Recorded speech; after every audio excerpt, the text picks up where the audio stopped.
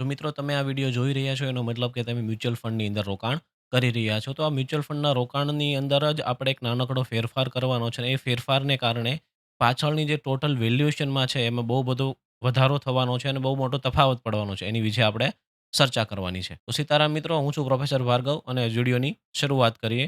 તો મિત્રો તમે બધા એસઆઈપી તો કરતા જ હશો એટલે કે મ્યુચ્યુઅલ ફંડની અંદર રોકાણ તો કરતા જ હશો. પણ એની સાથે એક વસ્તુ આપણે જે જોવાની છે એ છે ફુગાવો. ઇન્ફ્લેશન છે. તો ઇન્ફ્લેશનની સામે રક્ષણ મેળવવા માટે સૌથી સહેલો રસ્તો મ્યુચ્યુઅલ ફંડ જ છે. પણ એની અંદર આપણે એક ફેરફાર કરવાનો છે.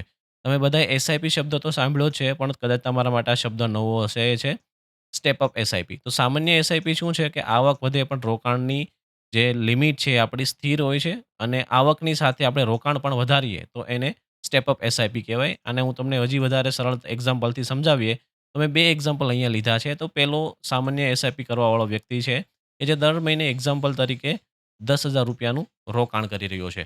10,000 નું રોકાણ કરે છે અને દર વર્ષે ફિક્સ જ એમાઉન્ટથી રોકાણ કરે છે. કોઈપણ જાતની સ્ટેપ અપ એસઆઈપી કરતો નથી અને 15% નું વળતર એને મળે છે. જો સારી સ્મોલ કેપમાં નાખી છે તો 15% નું વળતર મળશે જ. તો બીજો વ્યક્તિ છે જે સ્ટેપ અપ એસઆઈપી કરે છે, મહેશભાઈ છે. મહેશભાઈ ₹10,000 નું રોકાણ તો દર મહિનેની શરૂઆત કરી છે.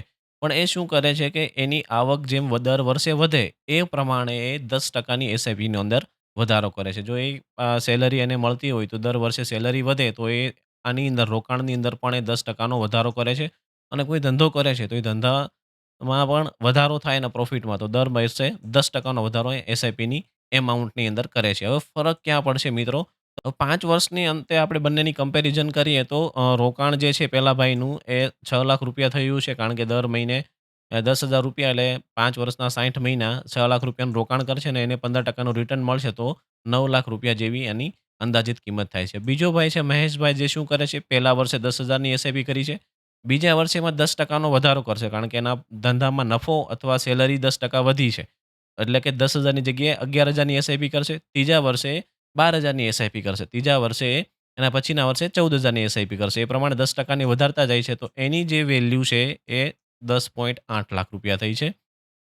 તફાવત બહુ મોટો અહીંયા તમને જોવા નથી મળતો કારણ કે 5 જ વર્ષ થયા છે. એટલે સામાન્ય તફાવત તમને લાગી શકે છે કે ભાઈ ₹2,00,000 જેને વધારે આવ્યા છે. પણ ધીમી પણ લીડ છે એ મક્કમ થતી જશે. આપણે આગળના એક્ઝામ્પલની અંદર જોઈશું કે આની આ જ વસ્તુ જો 10 વર્ષ પછી જોવામાં આવે તો પેલા ભાઈ જે છે રાકેશભાઈ, એની વેલ્યુએશન 28,00,000 જેવી થાય છે અને મહેશભાઈની વેલ્યુએશન જે છે ₹46,00,000.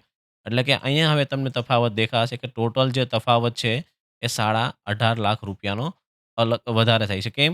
કારણ કે આ તફાવતની અંદર જે 10% નો જે વધારો છે, આપણે જે કમ્પાઉન્ડ ઇન્ટરેસ્ટ મળે છે વ્યાજનું વ્યાજ, એની અંદર રકમ પણ વધારતા જઈએ છીએ તો આપણે ઇફેક્ટ જે છે એ ડબલ મળે છે.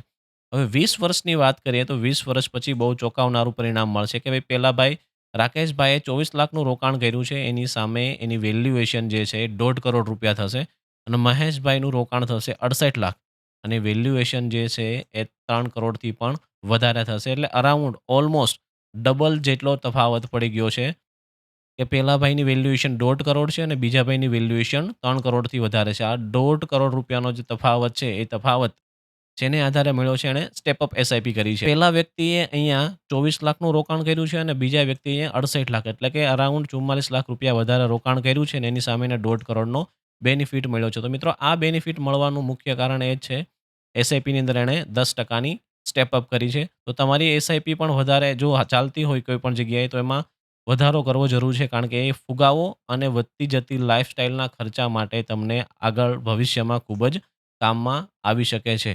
તો હાલના વિડીયોમાં એટલું જ મિત્રો. હું છું પ્રોફેસર ભાર્ગવ. વિડીયો ગમ્યો હોય તો લાઈક કરજો, શેર કરજો અને ચેનલને સબસ્ક્રાઈબ કરજો. સીતારામ મિત્રો.